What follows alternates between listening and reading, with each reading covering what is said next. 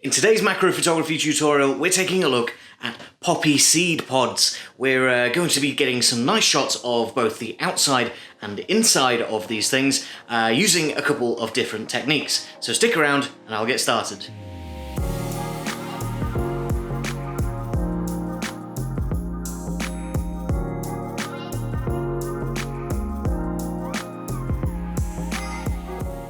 Hi guys, I'm Ben from Adaptalux and today we're shooting poppy seed pods. I think these are going to make a really interesting macro photography subject because they have a lot of unique features that you don't see in many other types of plants or indeed seed pods. They've got a lot of discoloration when they're dry. I've also got some slightly newer ones and you can see there's a difference in colour there. So I think they'll be really interesting to explore both inside and out. You can actually see that I've been chopping some up already, as has been the theme for the past couple of videos. I've been chopping fruit in half and peppers and even some pencils as well. Now it's time for the poppy seed pods. You can actually hear inside these things that they're full of poppy seeds.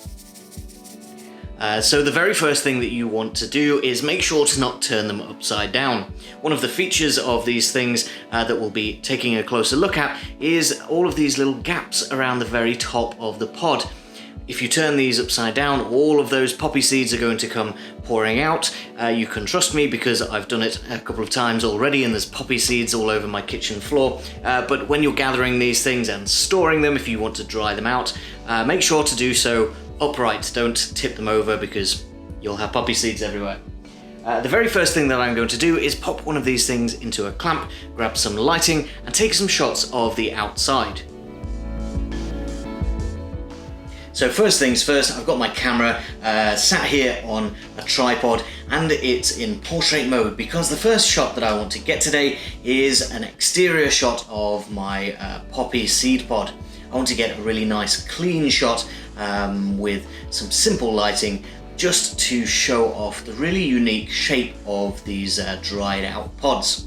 So the first thing that I'm going to do is pop this pod into my trusty soldering clamp, which holds it nice and steady in place, and then I can compose my shot as I like from over here.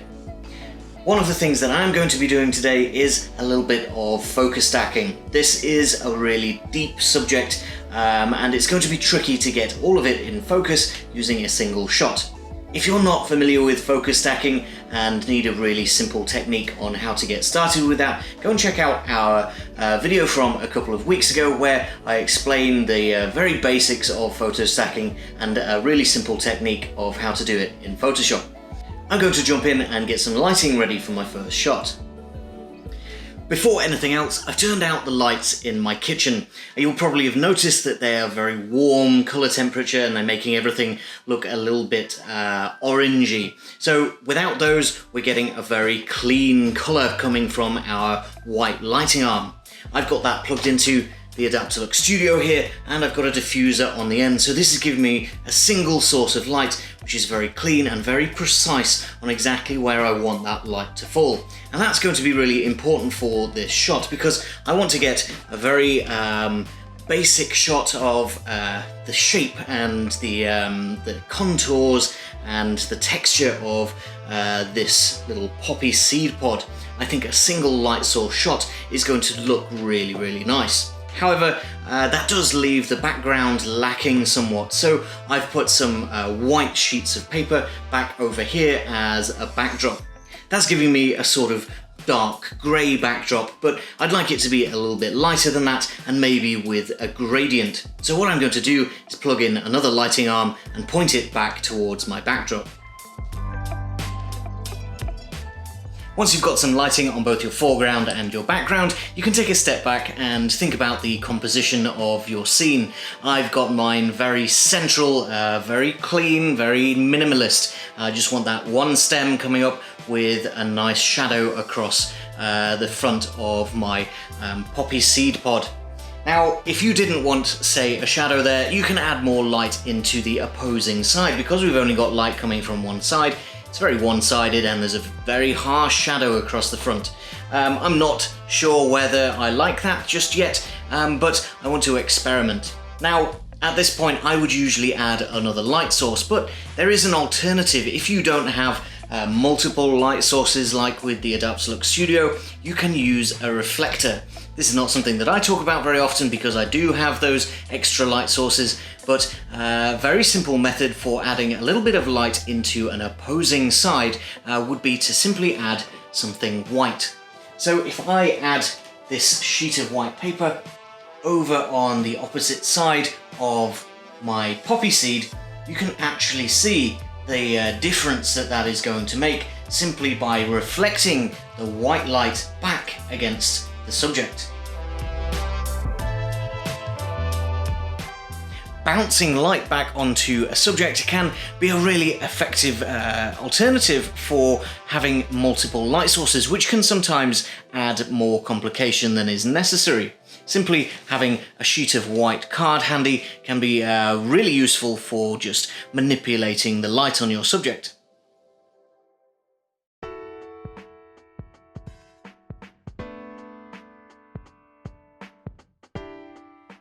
I'm pretty happy with those really minimalist, basic shots of the outside of my seed pods. I did take a few shots of the different ones, the different sizes, and the alive ones versus the dried out ones, and there was some color differences there, but something that I really wanted to try out was turning them black and white, which I think makes the most of that really contrasty look that we got. I'll leave it down to you guys which you prefer, so let me know down in the comments if you like these more in color or in black and white. I've been shooting for a little while, so I've come over here to charge my control pod up a little bit and also take a look at the inside of our poppy seed pods. I've already chopped one in half and I can tell you right now, it's very interesting. But if you didn't already know, you can actually use the Adaptalux control pod while it's plugged in. So if you're in a studio environment like I am, you can just plug it in and use it as it's charging, which is really handy if you don't want to worry about battery life.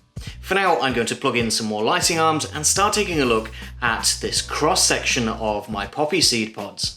Of course, I've turned out my kitchen lights again. There's under-counter lights here which are really orange, and they provide unwanted light anyway, but they also create really bad banding on both of these screens, so you'll probably have seen it once or twice on this camera as well, but they were creating banding on my shot as well, so really not worth trying to deal with that. I'm just going to go with the Adaptalux light and a single point of light again to just fill my scene, and my scene is looking really good. I've chopped one of these poppy seed pods in half and I've just laid it down on the chopping board pretty much exactly where I found it, and I think this shot is really cool. You can see all of the structure inside the pod, but you can also see all of those seeds spilling out onto the wooden surface. And I think this makes for a really nice shot, so I'm going to grab this one and then see if I can't get a little bit closer to get more of the structure and the seeds within the pod. I've moved my entire setup back over to the table, simply so that I can look down onto my subject and get as close as possible onto the cross section of the seed pod with all of the seeds inside. And wow, what an amazing shot this is. I'm really happy with how this looks with all of those tiny little seeds on the inside and the structure of the pod itself. I think it makes for a really interesting shot, and I do think that it will benefit from a little bit of focus stacking, so I will be taking 10 or 20 shots, just moving my focus in and out so that I can get an absolutely sharp shot of the full depth of that seed pod. I've had a lot of fun in the kitchen today exploring these poppy seed pods. I didn't think they were going to be quite as interesting as they were, but I'm really happy with those couple of different styles of shot that we got today. I'd like to know from you guys which you prefer, those minimalistic shots of the exterior of the poppy seed pods, or those explorations of the inside of the pods with all of the seeds both spilling out, and that really close-up shot of the interior with all of those seeds in situ.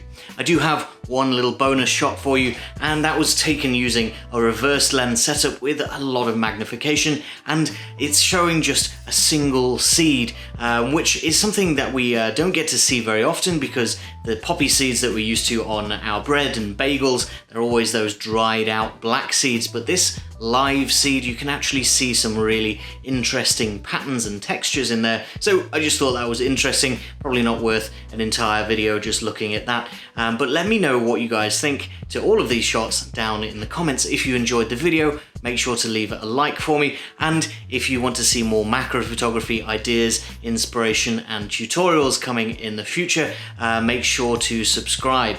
For now though guys, thank you very much for watching, and I'll see you next time.